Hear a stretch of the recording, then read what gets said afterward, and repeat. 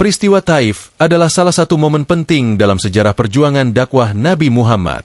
Peristiwa ini terjadi setelah wafatnya dua sosok pelindung beliau, Abu Talib, paman Nabi, dan Hadijah, istri Nabi, dalam tahun yang dikenal sebagai Amul Huzn atau Tahun Kesedihan. Latar belakang: setelah kehilangan dua pelindungnya, posisi Nabi Muhammad di Makkah menjadi sangat rentan. Beliau mendapatkan penolakan dan siksaan yang semakin keras dari kaum Quraisy. Dalam kondisi seperti itu, Nabi berpikir untuk mencari tempat perlindungan dan dukungan baru agar dakwah Islam dapat berkembang lebih baik.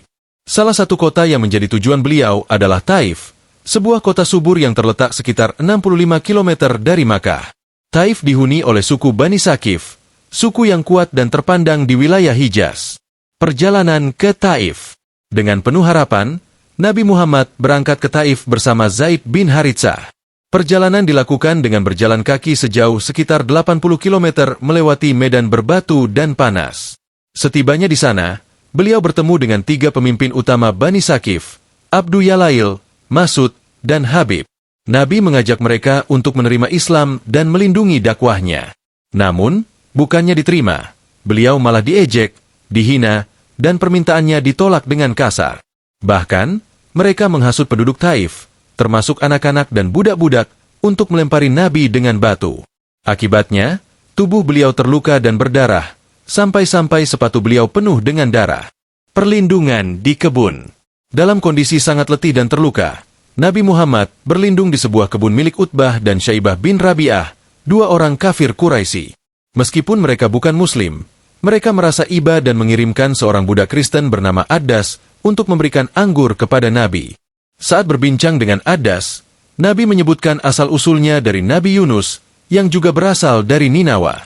Adas sangat terkesan dan langsung mencium tangan dan kaki Nabi sebagai tanda hormat.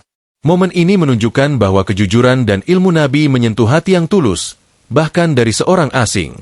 Doa Nabi dan malaikat penjaga gunung.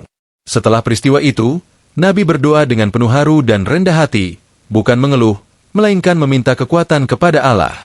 Beliau tidak mendoakan kebinasaan Taif, tetapi berharap keturunan mereka kelak akan menerima Islam.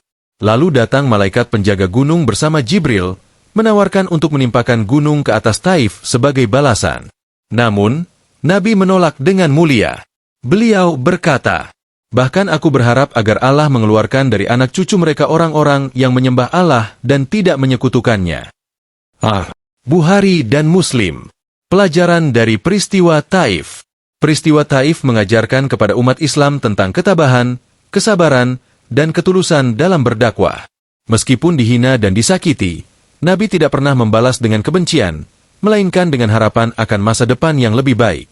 Ini juga menjadi bukti keagungan akhlak Nabi Muhammad sebagai rahmat bagi seluruh alam.